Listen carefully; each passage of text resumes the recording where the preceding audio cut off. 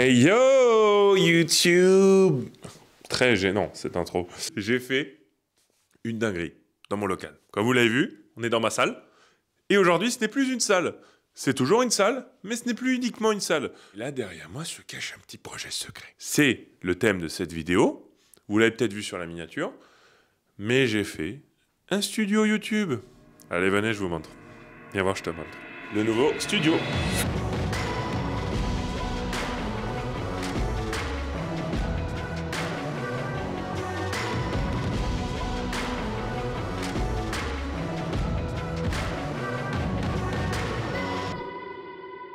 C'est pas une pépite? Alors, credits to Stan, qui est là, est le stagiaire officiel de la marque, qui est là avec moi pendant un mois. Il m'a aidé à faire cette dinguerie. 4 jours pour faire ce petit décor très sympa, j'en suis vraiment fier. On a repeint le mur. On a fait le scarabée en bois. On a fait le scarabée en bois, à la scie sauteuse comme des galériens. On a mis des petites mousses, bon, qui tiennent, c'est un peu bancal. La lampe à lave me fait un peu chauffer la tête, parce que là on dirait du caca boudin. On a mis des petites lights qui se règlent. Tu peux mettre du jaune. Tu peux même mettre un petit mode où ça t'entend parler. Un petit mood assez cool. Alors là, vous allez voir les Joyka, les Squeezie et tout qui ont refait leur studio. Je suis peut-être pas encore à ce niveau-là, mais je suis quand même très fier de ce petit studio. Et puis voilà, les gars, le studio de Monsieur Tus. Donnez une note de 1 à 10, ce que vous en pensez. On l'a fait en 4 jours et j'ai dépensé à peu près 500 €. Moi, je trouve qu'on s'est bien démerdé. Allez, les amis, on passe tout de suite à la vidéo YouTube. C'est parti.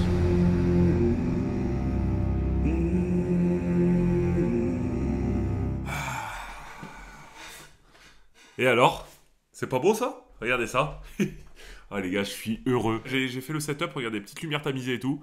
On est bien, franchement on est bien. Je suis très content de ce petit studio. Et encore une fois, un grand merci parce que c'est aussi grâce à vous que j'ai pu le faire. Et puis je sais qu'on va pouvoir mettre en place ces vidéos et j'espère que ça va vous plaire. N'hésitez pas à me dire à la fin de la vidéo si c'est un petit concept qui vous plaît, s'il y a des choses à reprendre. Et on teste pas mal de choses et ça en fait partie. Ce petit test storytelling, un peu vidéo studio. Donc, je ne vais pas vous faire attendre plus longtemps. Quel va être le sujet de cette vidéo?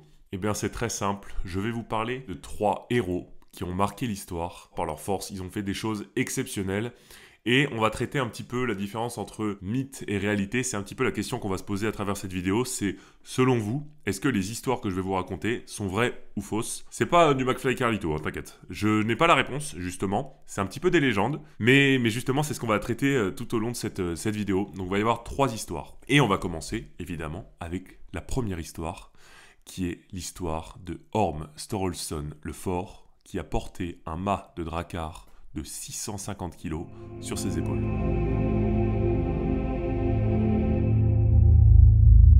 On va revenir 1000 ans en arrière, à l'époque des Vikings, au début du Moyen-Âge, en l'an 1000. Orm Sturluson le Fort, c'est un Viking qui a marqué la saga nordique, donc des écrits nordiques, par ses performances sportives et notamment par sa force. Il a fait plein de démonstrations de force, tiré des Drakkar, il se battait bien à l'épée, plein de choses. Mais il a fait quelque chose qui a vraiment marqué les esprits et qu'on peut retrouver dans les contes, puisqu'il a un conte à son nom qui s'appelle le conte de Battre. Et dans ses écrits, il est dit que Orm Sturluson le Fort a porté un mât de Drakkar de 650 kg sur ses épaules. Et tenez-vous bien, ce mât faisait 10 mètres de long. Donc faut imaginer que c'était un mât de Drakkar, l'un des plus grands Drakkar de l'époque, le Ormin Langui. Et il a fallu pas moins de 50 soldats pour lui mettre le mât sur les épaules. Imaginez-vous bien la chose, imaginez-vous bien même la scène de 50 personnes qui posent un mât de 650 kg, mais surtout qui fait 10 mètres de long sur les épaules d'un mec. Et ce que j'ai pas dit, c'est que Orm, il l'a pas juste posé sur ses épaules, mais il a réussi à faire 3 pas avant de se briser le dos. C'est ce qui est dit dans les écrits. Orm Sturluson le Fort aurait mis le mât sur ses épaules, aurait réussi à faire 3 pas, et à la suite, il serait brisé le dos. Donc faut s'imaginer qu'on est en l'an 1000, à la période des Vikings, les Vikings, des brutes, cruels. Orm Sturluson, il s'est dit vas-y, les gars, ce matin, on va se mettre un petit mât sur le dos, 650 kg, on va appeler tout le village, et on va se le foutre sur le dos. Voilà. Orm, pour revenir vite fait sur lui, il est né en Estonie, il a vécu dans les pays nordiques, c'est vraiment un viking pure souche. Et si vous voulez faire des recherches un petit peu plus approfondies sur lui, évidemment, je vous mettrai tous les liens en description, si vous voulez vous documenter un petit peu sur qui est Orm Sturluson le Fort, parce que il n'a pas fait que ça, il a fait plein d'autres prouesses, mais voilà, cet événement du mât de mettre ce tronc de 650 kg sur ses épaules, c'est ce qui a vraiment marqué l'histoire. Le 31 janvier 2015, Thor a.k.a. After Julius Bjornsson, la montagne, qui a joué dans Game of Thrones, l'homme le plus fort du monde en 2018, qui a le plus gros soulevé de terre de tous les temps à 501 kg. Oui, il a battu Eddie de 1 kg, c'est ce qui a créé cette petite dispute entre eux, ils ont fait un combat de MMA. Ça c'est pour les puristes des strongman qui connaissent. Thor, en 2015, donc 1000 ans après, a réussi à battre le record de Orm Sturluson en faisant 5 pas.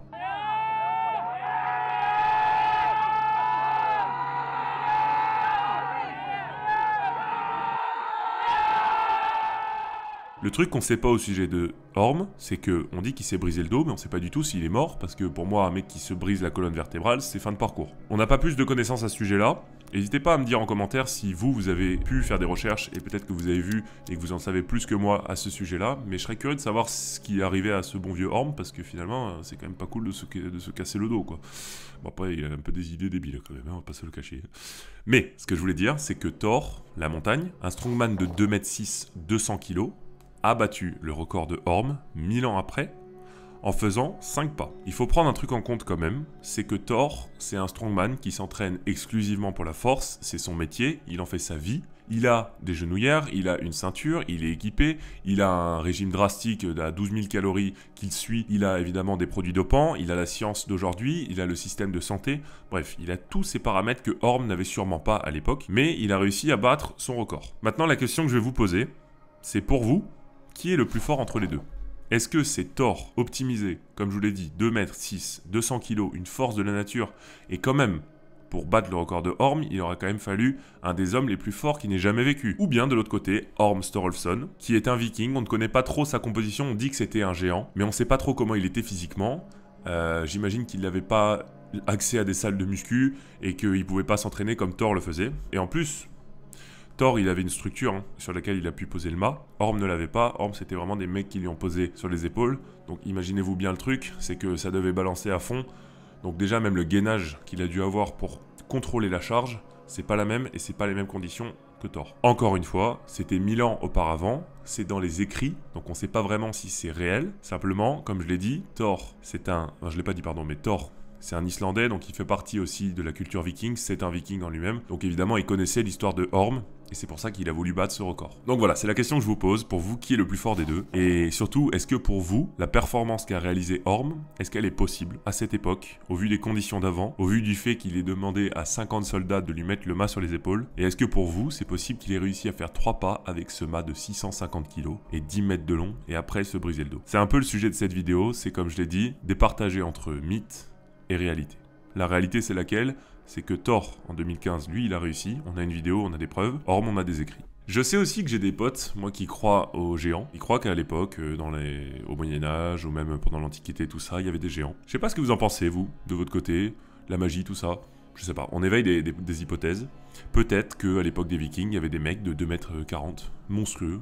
Les amis, après cette première histoire sur Orm Sturluson le Fort, j'ai une histoire encore plus ahurissante à vous raconter, puisque nous passons tout de suite à la deuxième histoire, qui est l'histoire de Peter Francisco et son canon de 500 kg qu'il a réussi à mettre sur son épaule.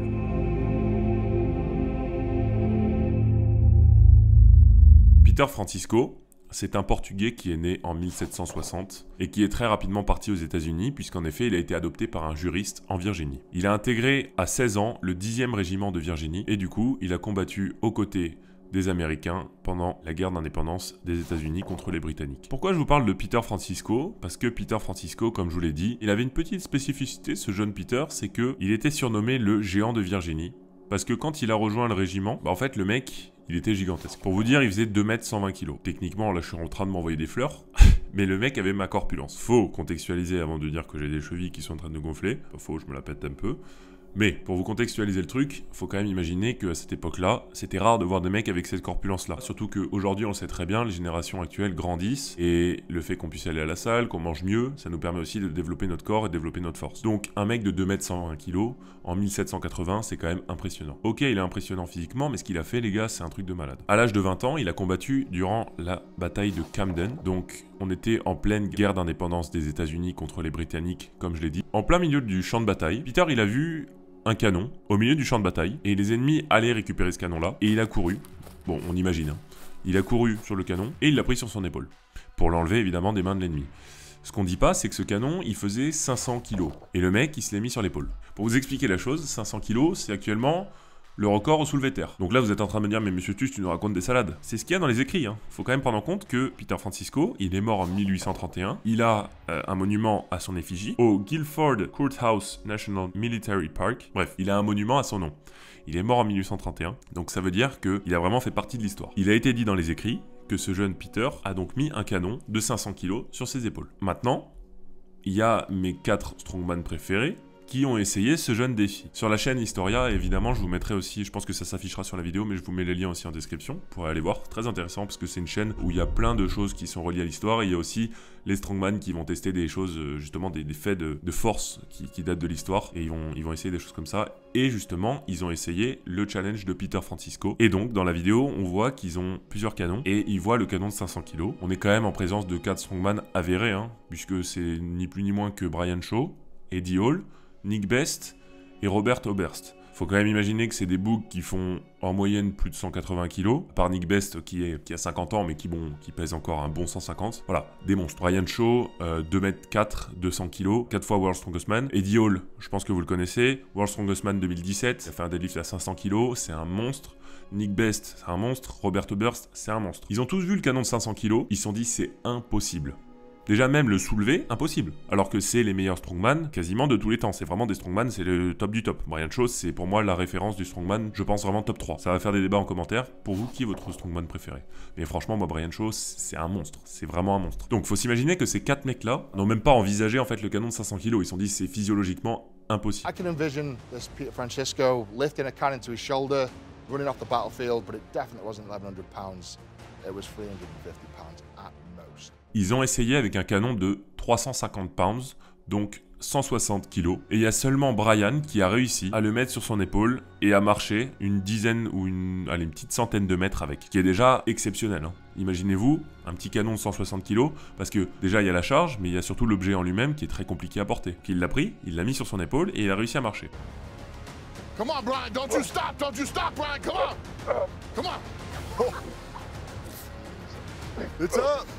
It's up! Yes! Je parle de Brian Shaw, 2m4, 200 kg, et à côté, Peter Francisco, 2m, 120 kg, quand même une brute, mais c'est pas 2m4, 200 kg, surtout que Peter, il avait pas de ceinture, pas de genouillère, encore une fois, et Peter, il a réussi à mettre un canon de 500 kg sur son épaule. Même constat, pour vous, est-ce que c'est possible ou non? Je pense que le côté adrénaline peut nous faire des choses exceptionnelles, mais de là à se mettre un canon de 500 kg sur l'épaule, ça me paraît quand même, ça me paraît gros. Surtout que pour embellir la chose, ce qu'on dit pas au sujet de Peter Francisco, c'est que on dit aussi qu'il aurait combattu aux côtés de George Washington et qu'il aurait battu avec son épée à une main 11 mecs, comme ça, 11 boucs.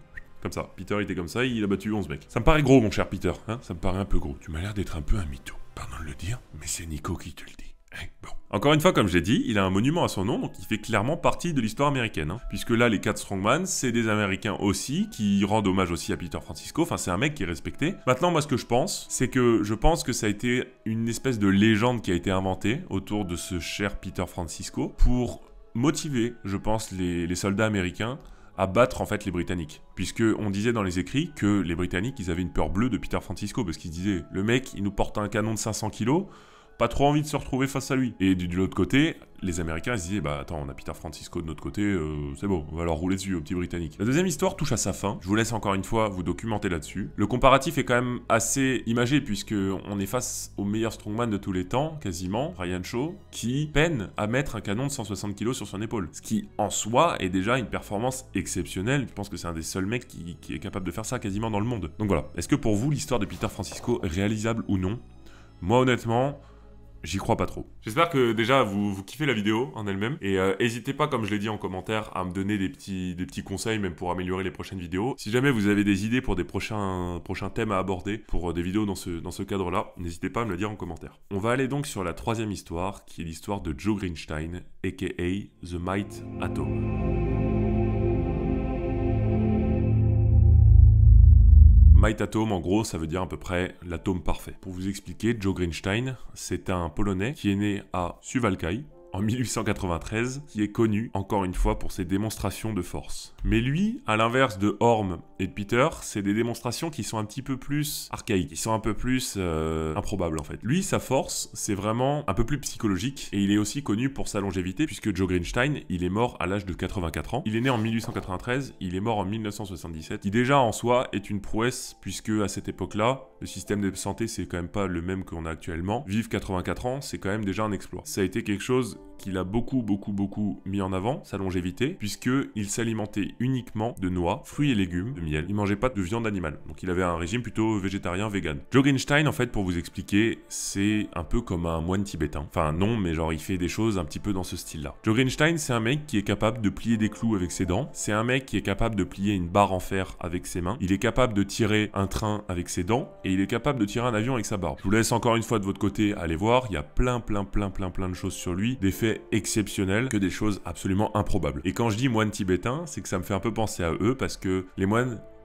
tibétains, je crois que c'est moines tibétains. Les moines Shaolin? Les moines Shaolin? Les moines Shaolin. Je crois que c'est plutôt les moines Shaolin, pardon. J'avais vu un documentaire sur ces mecs-là, et vous avez dû le voir, le mec passer aussi. Il y a un moine Shaolin, je crois, français. Vous avez dû le voir passer. Et en fait, pour moi, c'est très connecté aussi à la force mentale, parce que j'avais vu un documentaire où il se mettait carrément une perceuse dans le ventre, et ça transperçait pas. Et justement, ça fait le parallèle avec The Might Atom, c'est que lui, sa force, c'est, ok, sa force à tirer un train, ce qui est quand même exceptionnel, à plier une barre, c'est exceptionnel, mais il faut quand même rappeler que le mec est capable de plier des clous avec ses dents. Donc, faut imaginer que ce mec, quand on dit l'atome parfait, c'est qu'il a une composition corporelle absolument exceptionnelle. Enfin bref, vous l'avez compris, Joe Greenstein, il a un truc en plus. 130 pounds, strongest man in the world. People go, yeah, right. 12 pennies, he'll bite in half, bite straight through.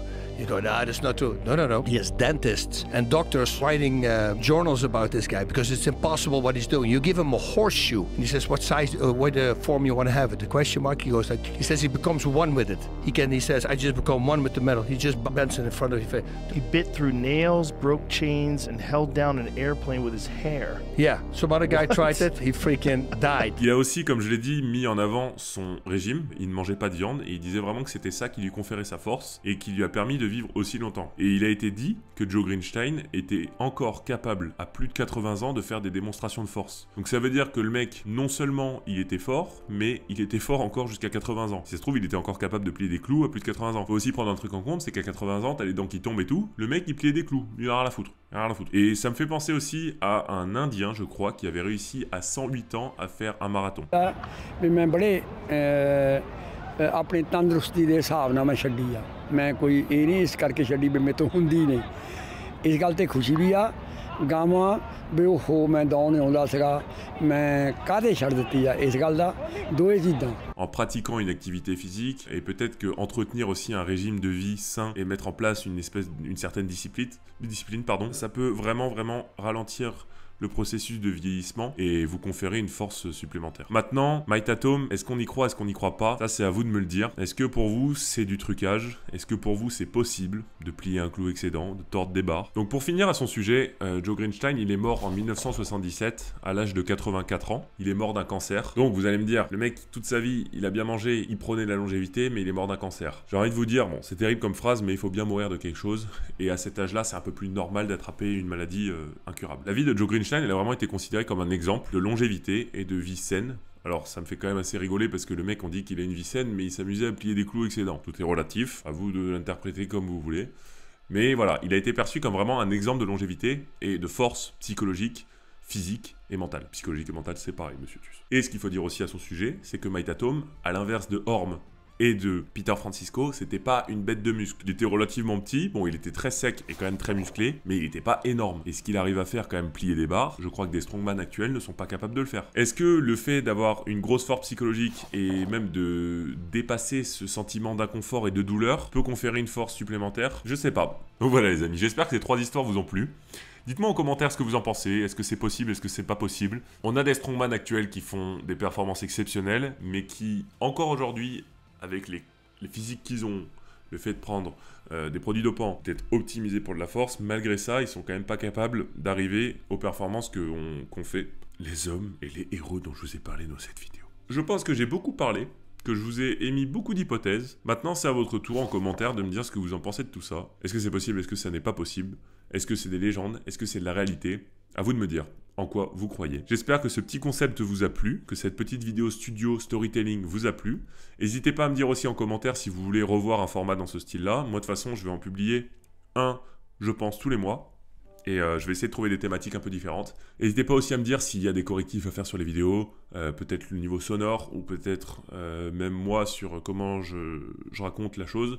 N'hésitez pas vraiment à me donner des petits correctifs, je suis très ouvert à ça, et le but c'est de faire les vidéos les plus qualitatives possibles. Les amis, je finis en vous disant que le sponsor de la vidéo c'est Gymshark. Et en plus, regardez ce petit pull Raise the Bar qui va très bien avec le thème de la vidéo d'aujourd'hui. N'hésitez pas à choper vos petits vêtements Gymshark sur le site. Sachez que vous avez 10% de réduction avec mon code Brutus. Si vous voulez économiser et soutenir l'oncle Lutus, c'est la meilleure des manières. Et puis voilà. Je vous fais une bise. On se dit du coup à dans un mois pour ce prochain format. N'hésitez pas à me dire en commentaire ce que vous voulez voir. Et puis je vous laisse. Je vous souhaite une bonne soirée, une bonne journée. À plus dans le bus, comme on se dit, quoi.